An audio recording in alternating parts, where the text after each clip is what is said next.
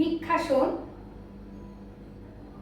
পায়ের পেশি তৈরি করতে সাহায্য করে, পায়ের সহনশীলতা বাড়ায়, হিপ এবং পেলভিক মাসেলকে শক্তিশালী করে এই আসন। কুঁচকি নিতম্বর মাংসপেশিকে নমনীয়তা বাড়ায়। এই আসন করলে একাগ্রতা বাড়ে, শারীরিক এবং মানসিক ভারসাম্য বজায় রাখে এই আসন।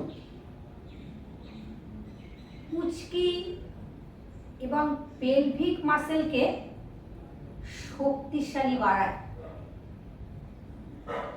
সাইটিকার ব্যথার কোনো সমস্যা থাকে না। গোড়ালি থেকে শুরু করে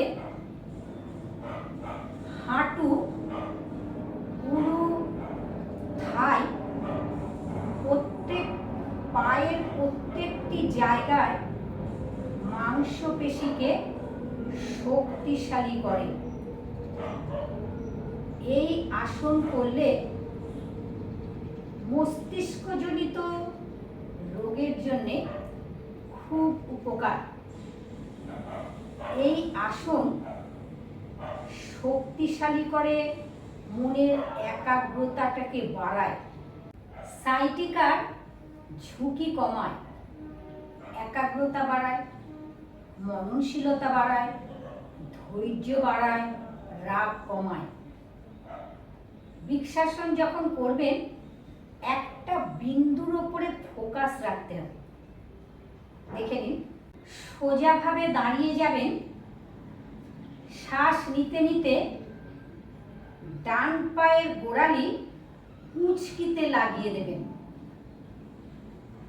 ডান হাত হাঁটুর ওপরে রাখবেন। শ্বাস নিতে নিতে দুটো হাতকে পাশ থেকে তুলে নেবেন।